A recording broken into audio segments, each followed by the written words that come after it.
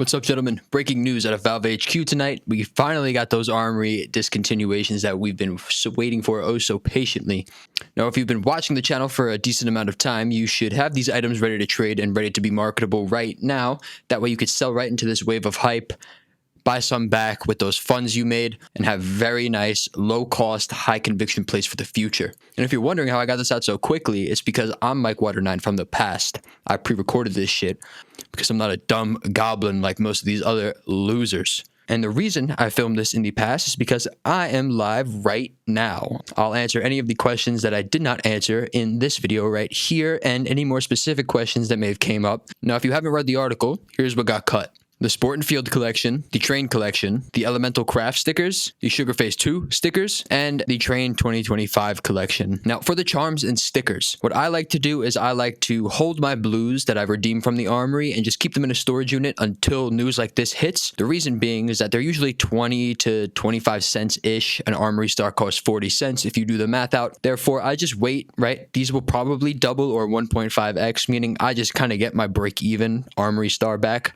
for what I use to redeem it. This is a good strategy basically to keep your Armory passes free effectively, and the ones that you made profit on, right, like the purples, pinks, and reds, I hold on to those for the decently long term. If you have a lot of them, consider selling half of them and holding the other half. That way you have some profits to lock in. If prices dip down in the future, you can rebuy back in and still have some money left over.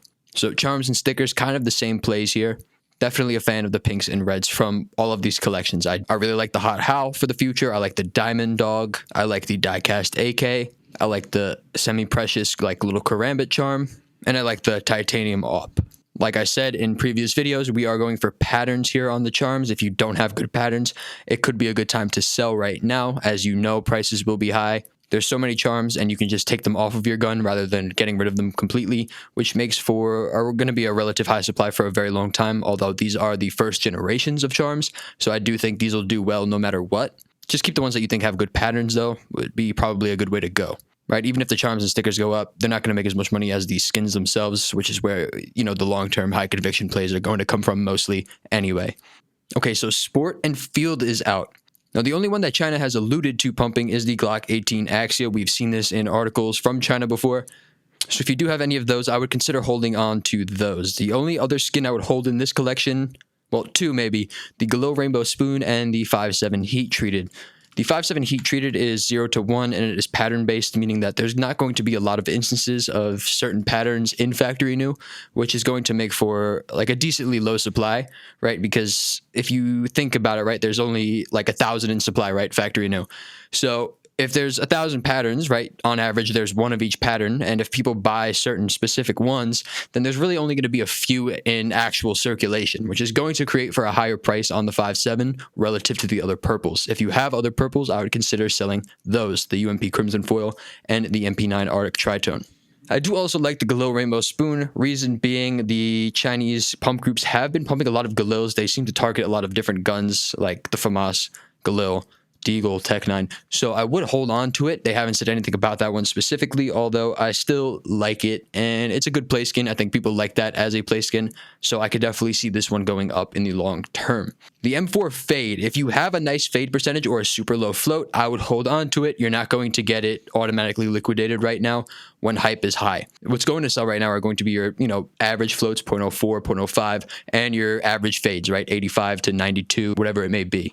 Any guns that you think warrant overpay, you should not be putting up for market right now. You can put them up for market. Odds are, though, they're not going to be bought, right? In this period of panic and hype, you're actually not going to move any of the high-tier stuff.